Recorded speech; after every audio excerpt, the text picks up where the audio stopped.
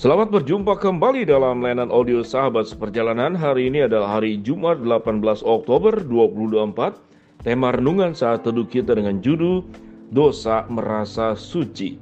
Firman Tuhan terambil dalam Ibrani 9 ayat ke-6 sampai dengan ke-7.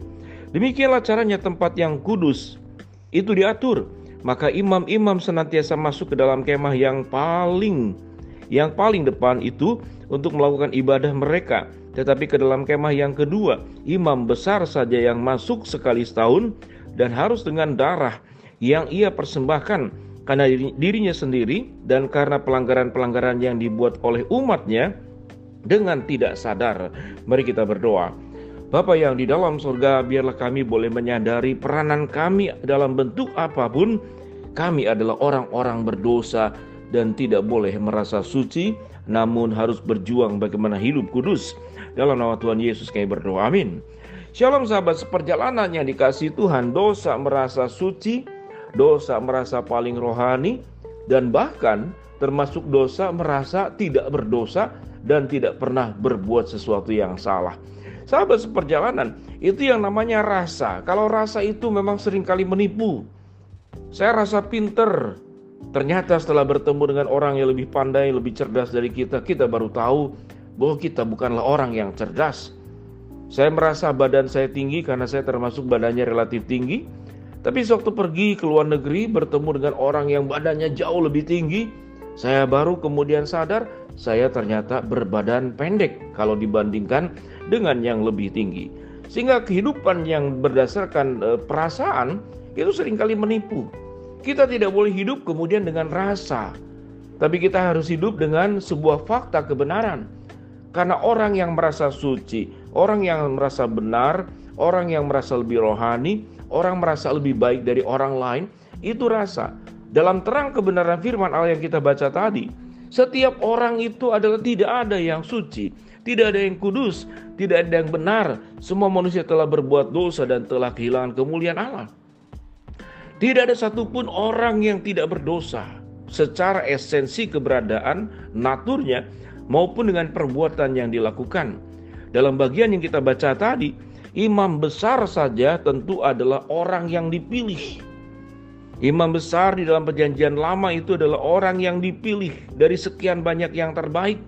Di bawah imam besar ada imam-imam. Tentu itu juga orang-orang yang dipilih.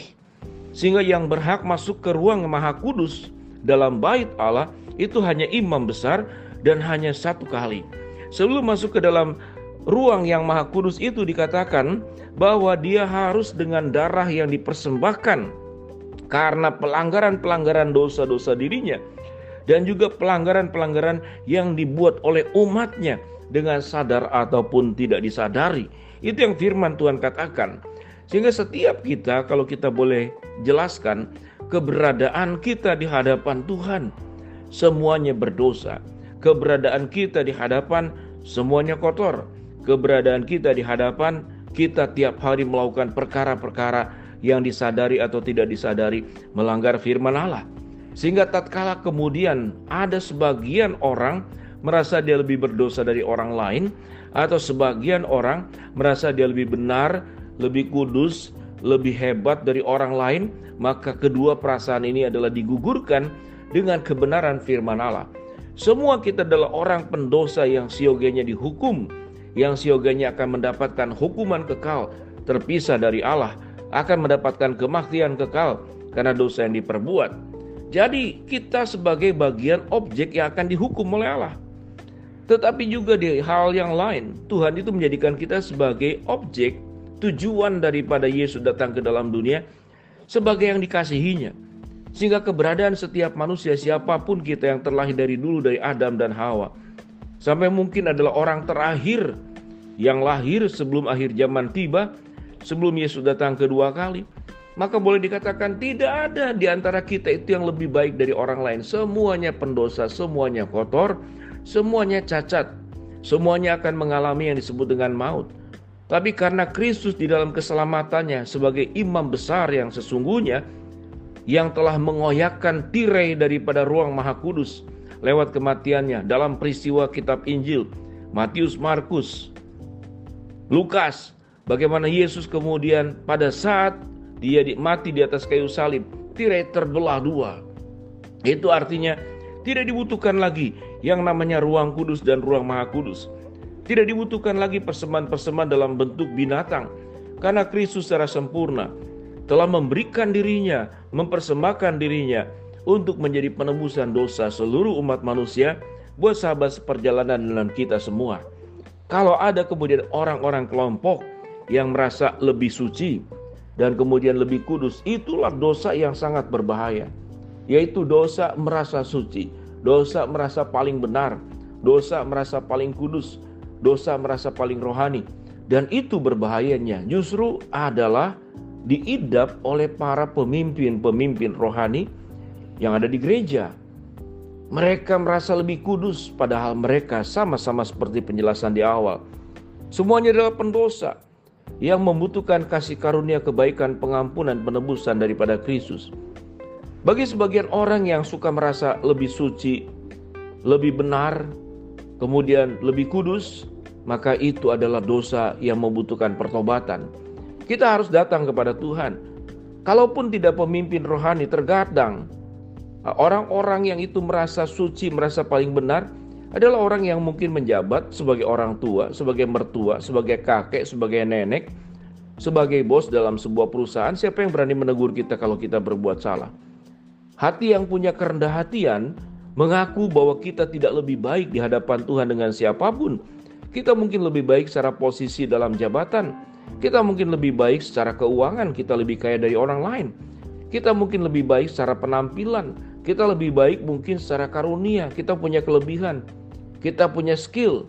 Kita punya kemampuan-kemampuan tertentu. Itu tidak identik kemudian kita menjadi lebih kudus, lebih baik, lebih benar, atau lebih suci. Kita semua pendosa di hadapan Tuhan. Kesadaran bahwa kita adalah sebagai pendosa.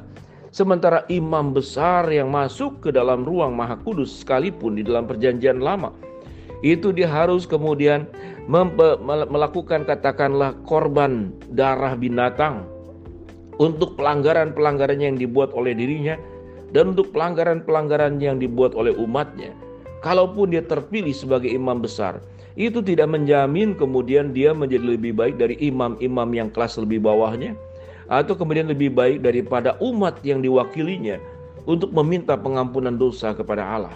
Sehingga sahabat seperjalanan yang dikasihi Tuhan, biarlah kalau kita punya penyakit yang menghinggapi kita merasa lebih baik, merasa lebih benar, ingat itu perasaan dan bukan kebenaran. Di hadapan Tuhan, orang yang dibenarkan oleh Allah justru adalah orang yang mau datang bersujud di hadapan Allah, berkabung dengan abu, mengoyakkan jubahnya, mengakui dosanya, dan meminta ampun kepada Tuhan. Dia terus berjuang untuk memperbaiki apa yang menjadi kekurangan di dalam dirinya. Bukan kemudian merasa benar membandingkan dengan orang lain. Saya lebih benar, saya lebih kudus, saya lebih mulia, saya lebih agung dari manusia apapun yang di dalam dunia. Karena kelebihan-kelebihan tertentu di dalam dirimu. Maka bertobatlah. Biarlah kita meminta ampun untuk sebuah sikap, yaitu kita berbuat dosa karena kita merasa lebih suci, lebih baik, lebih benar. Mari kita berdoa.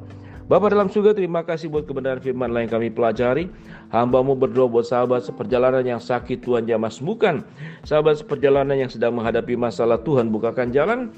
Sahabat seperjalanan yang sedang berdoa mengharapkan sesuatu, Tuhan kabulkan dengan cara dan waktu Tuhan yang terbaik. Di dalam nama Tuhan Yesus kami berdoa. Amin. Shalom, Tuhan memberkati kita semua.